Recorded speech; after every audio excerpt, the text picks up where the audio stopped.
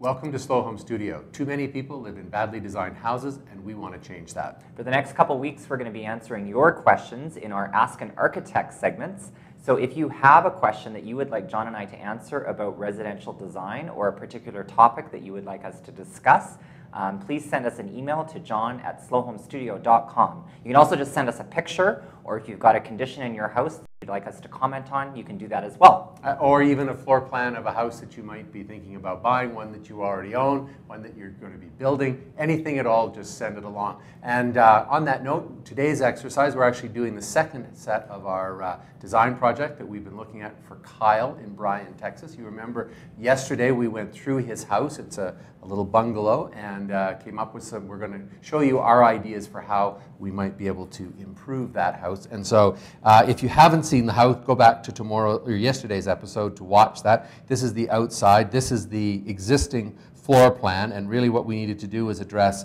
the front den area, as well as we're going to look at the living room and the kitchen.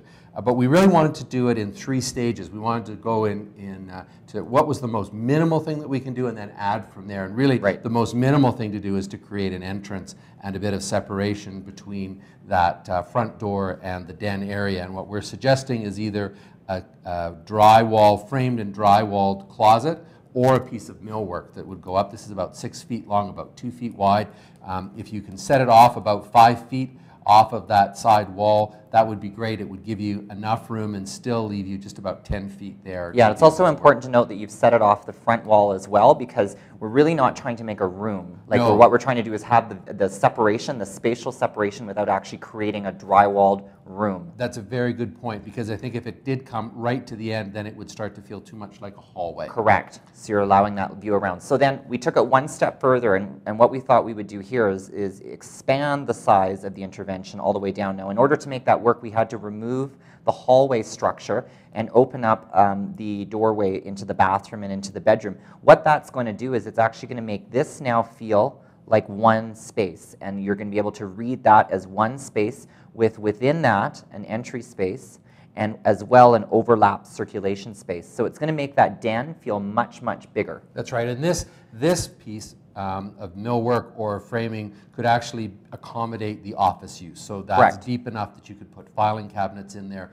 whatever. And what it's really doing, just to go back to that existing the existing house for a minute, is there's this bottleneck right here where we've got these 2 doors that come into this bedroom. Really not necessary. I think this was something that was added after the fact to expand. It's an odd condition for a room. No, it's really not necessary. And so if you want to take, Kyle wants to take that project just a little bit further, he can go to this stage and just open things up a little bit more. Yeah. So then the last step is to say, well, what can we do over here? And to get to that, I'm going to show, we just zoomed in a little bit. And really, this is that corner. We see this is the new millwork piece that Matthew was just talking about. We've got some problems. We've got the door coming out here. We've got the L-shaped kitchen over here and a lot of wasted space over in this back piece. And then we have to go through here, down a few steps to get into the living room. Yeah. That's all very, very awkward. And it's there because this was an addition. Kyle thinks it was sometime in the 70s. Actually, this is the old wall of the house, I'm assuming. So you would go out and then down. Yeah, that was the back door, and then that was just the window to the backyard. And that's really, it's really not very nice. So what we're suggesting that we do is actually reconfigure the kitchen.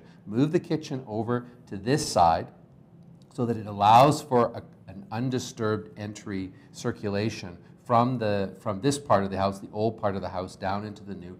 We can have have an island with a little bit of seating. It has a good work triangle there between the 3 appliances.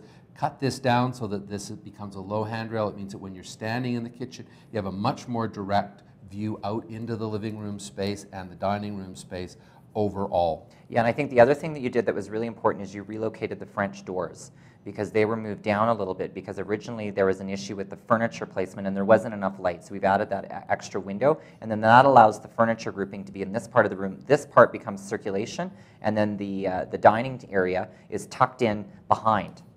The last thing, just as a note here, that we also did is the TV originally, I think, was sitting there in the photographs. And what I suggested is that we move it over here and that we expand, actually take out those closets, add a window over on this side. I'm not sure what it would actually look out to, but maybe that's a high window. And think about this whole piece as a composition that is that becomes a focal point for the room. Have the fireplace there on the edge. Put the TV there. It allows you to still look at the television, enjoy the fireplace, and look out all at the same time. Yep, so there you have it. That's what we suggest for the renovation to the bungalow in Texas. And just a programming note, we're not going to have an episode tomorrow because it's the Good Friday holiday, but we will be back on Monday answering another one of your questions. Take care.